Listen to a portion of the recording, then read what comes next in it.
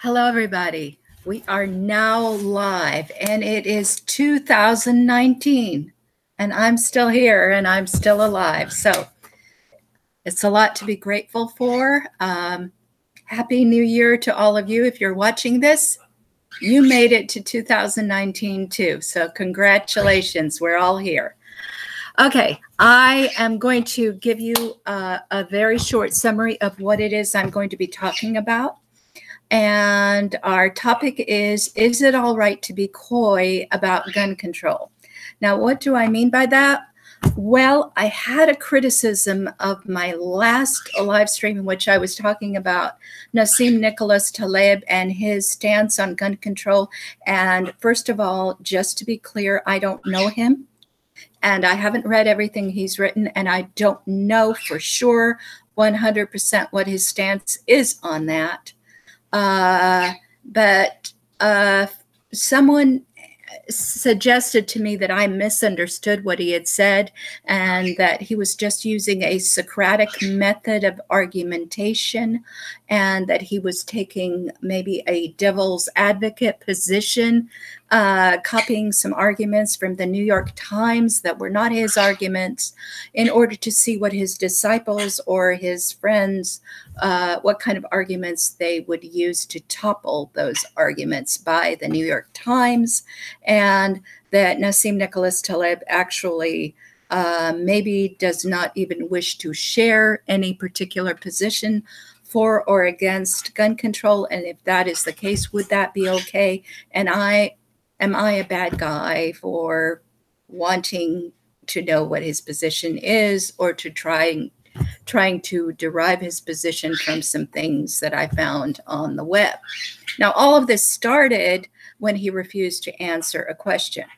So while I don't really know whether the quotes that I've found online are correct or incorrect, have not read all of his books, do not know where he stands, I do know for sure that one time when asked about this, he ducked the issue and he allowed his friend Danny Kahneman to say for him that anti-fragility and his anti-fragile arguments in general do not apply to this issue. Okay. So, and by the way, my friend also asked me if I was tired. Well, when I did that other broadcast, I was not tired. I was energized, drinking a lot of coffee. Today, I'm kind of tired. But before we proceed, I'm just going to show you this book. Look at that for a while. And I'm going to go over to my other computer and I'm going to share this so that we might have some live audience. So here I go. I'm going to my computer. I'm going to see whether, since I am subscribed to myself, oh my goodness, there are my subscriptions. Do I have anything from Katz on my subscriptions? And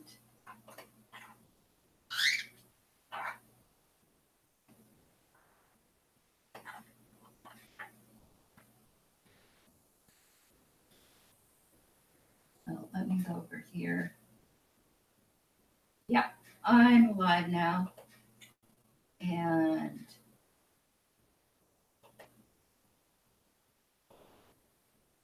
here we go. I'm going to share what I have and silence this. We're here and I'm still alive. So it's a lot to be grateful for.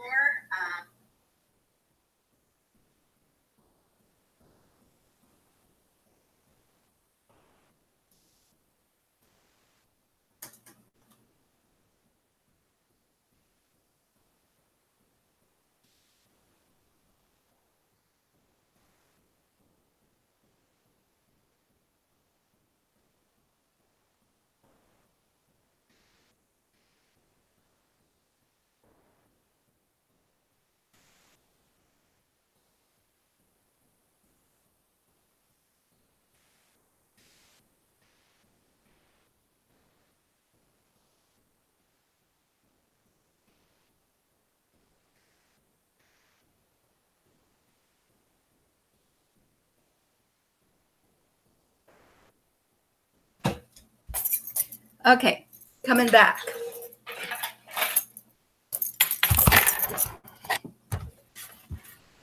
Okay, well, let's just talk about this for a moment. Let's say that there's a public figure, and let's not even worry about who it is. It could be Yalon Brooke. It could be Nassim Taleb. It could be Jordan Peterson. It could be Austin Peterson.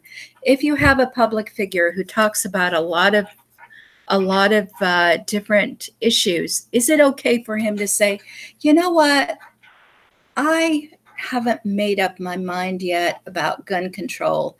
I'm going to think about it some more. I'll research it some more, or I don't care to share with you what I believe about this issue. I mean, there are a lot of private people who are straddling the fence on many issues. And of course, they have every right to keep their counsel to themselves. And so do public figures. If they don't want to talk about it, they don't have to talk about it. But here's what I get from it. When someone is very vocal about other issues, he says, we shouldn't do this, we should do that. The monetary policy should be this, it shouldn't be that. And so on and so forth. But they suddenly become coy about one issue. Usually, if it's a politician, it's because maybe he's afraid that his constituency will have some kind of backlash against him. So if it's a really divisive issue, such as, abortion, sometimes a politician will just not talk about it. He'll say, well, different people have different opinions on this. It's a very private thing, and I don't care to discuss this. Okay? But for those people that is a key issue for, that's a signal that they can't count on this person to represent their idea of what is right. And I've had all sorts of people, sort of back out of talking about certain issues when they could tell that I was really interested in those things. So I've had libertarian politicians that I asked specifically what they felt about the Mount Carmel massacre. And I've had them say things that sounded very non-committal, such as, well, I would have to do some research about that. I don't know very much about it. So it was very unfortunate those people died, but I really have nothing else to say on the topic. And I would say, thank you very much. Of course, I wouldn't crucify them for saying that, but I would know immediately that would send me a signal saying these people cannot really be trusted on the issue of whether the ATF gets to go and massacre some people in their own home for their beliefs or for owning guns or for whatever.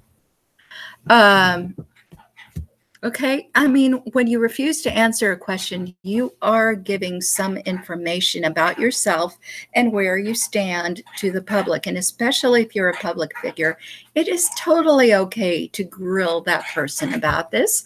And after you get a no comment kind of answer, it's okay to speculate about why it is that they gave a no comment kind of answer. I mean, is it possible that somebody who is so opinionated about everything else suddenly doesn't have an opinion about gun control? I find that hard to believe. So this is not an attack against Nassim Nicholas Taleb. There are lots of other people that I totally disagree with, and I'm not even talking about them because I don't like them. I happen to like him. I happen to agree with him on a lot of the things that he has to say. So when I find an area of disagreement, I will focus on it because I need to know, okay, I like him a lot, but I better not go too far in liking him because there might be a really good reason. He might be a little bit too good to be true, right? I mean, that's possible. And so we have to be careful about these things. But let's say that you are you're still not understanding what I'm talking about when I say, you're saying everybody's got something they haven't made up their mind about. Sure. Yeah. I mean, I'm totally undecided on that pineapple pizza. No, I'm not really, but okay, there might be something totally unimportant that you're undecided about, but you're not going to be undecided about something truly important if you are in the public eye. So I'll give you an example of something that would make you feel the same way that I feel. So if you're a normal person, you probably think that denying the Holocaust is something problematic, right? So if you go up to someone, a public figure, and you ask him what his opinion is about the Holocaust, and he says, well, I don't know if it really happened or not. I'd have to research it some more, so I'm undecided. Well, I mean, wouldn't you already think that you didn't like that person very much, or that that person has a serious problem? Or another example. Okay, flat earth or round, which do you think it is? And somebody's he says, you know what? I don't want to sound weird or anything, but I haven't researched it yet. I have no idea whether the earth happens to be flat or happens to be round or some other shape that I haven't thought of yet. So I reserve judgment on this issue. I'll let you know when I make up a decision later about it. Okay. When people do this kind of thing, I think, okay, something weird is going on here, even though, yes, they do absolutely have a right to keep their own counsel on this. They have the right to their own opinion. I would never force my opinion on them. But yeah, okay. I think you can see where I'm going with this. When people are coy about something, it's usually because they feel that maybe they have something to hide. So what does it mean to be coy in general? I know of one young man who used to make himself very pleasant to many young ladies, and he wasn't actually committing to any of them. He wasn't actually interested in any of them. But none of the women knew what to make of it. He was so pleasant, and he made each of them feel so special.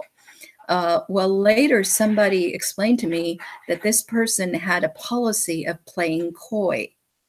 What it means is you don't let on that you're not interested. You allow other people to think that that you're a potential mate or you're a potential partner.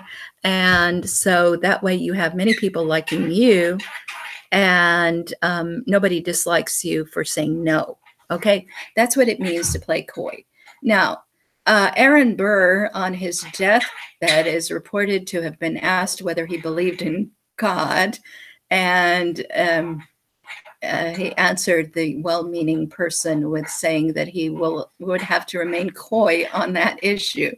But that's Aaron Burr, and he's funny. And I think when you're on your deathbed,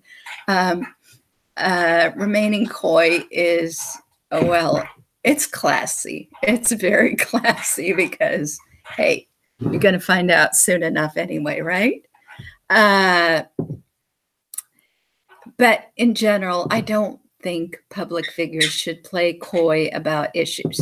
So what I was told was that I misconstrued what I looked up on Facebook, that in fact, Nassim Taleb was quoting the New York Times. He had a whole bevy of followers, and he was saying to them, well, you want to prove yourself to me? Show me how you counter these arguments against guns by the New York Times, and that's all that this is. And secretly in his heart, who knows?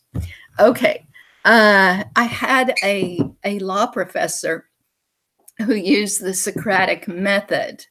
And if that's, his name was Lois Simpson, and he taught marital property, and he had actually written the code that was used in Texas. He was one of the drafters of that code, so he knew what each article in that code was intended to mean. But then he would always ask us, and he would never tell us what it meant. And I wrote an article about that a while back on Hub Pages, but who knows? It may have been de-indexed. Okay. It can be intriguing to have a professor who knows everything but will tell you nothing. However, I'm not in the mood for that kind of behavior anymore. I've had enough of coy suitors, and I've had enough of coy professors. And what I want is for somebody to be dougly, to be direct and to say what it is that they mean.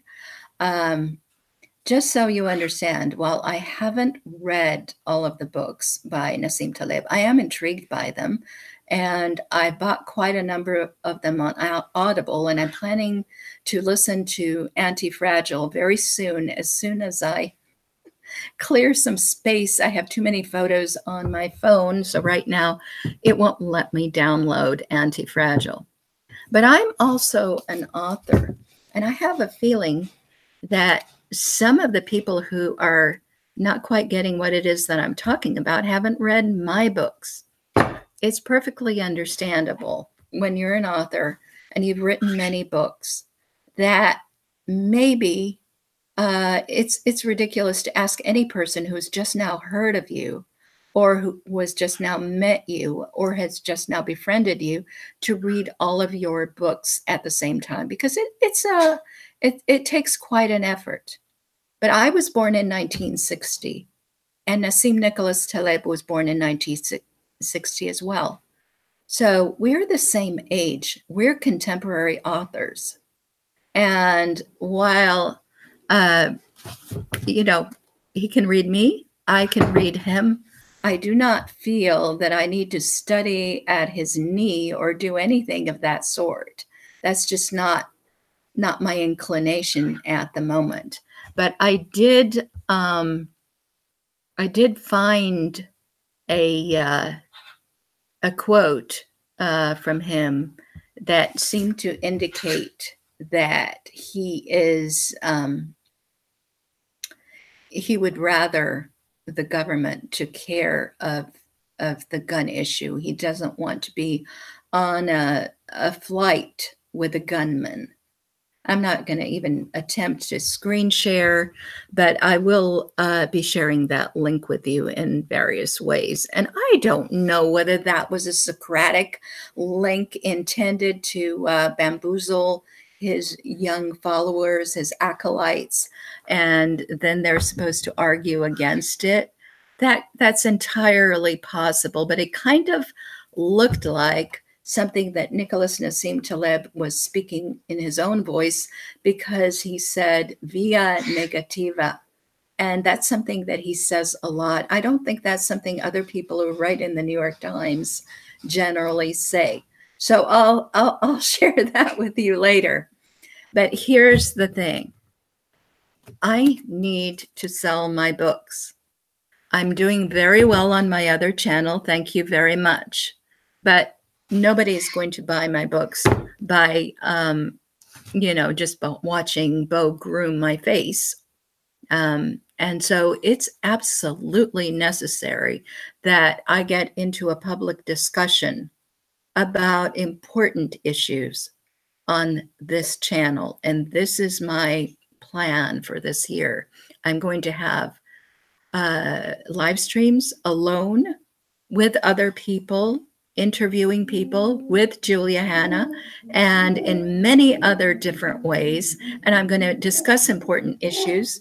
And I won't be afraid to jump to conclusions about any of this.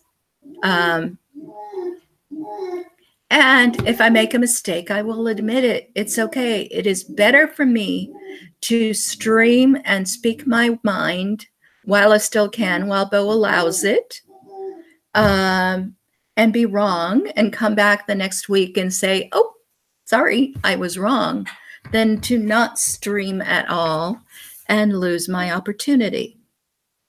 I'm in the last third of my life, just like Nassim Taleb. I would love to meet him. I would love to talk to him. I do not want to be one of his acolytes, and I do not want him playing coy. If he has something to say about gun control, he'd better say it directly. And, you know, and if he doesn't, if he does want to play coy, I am free to judge him and to draw my own conclusions. That being said, he's one of my favorite current authors, but I am no pushover. So Bo needs me to put the chicken in the oven, and I'll talk to you guys later. Have a wonderful new year, 2019.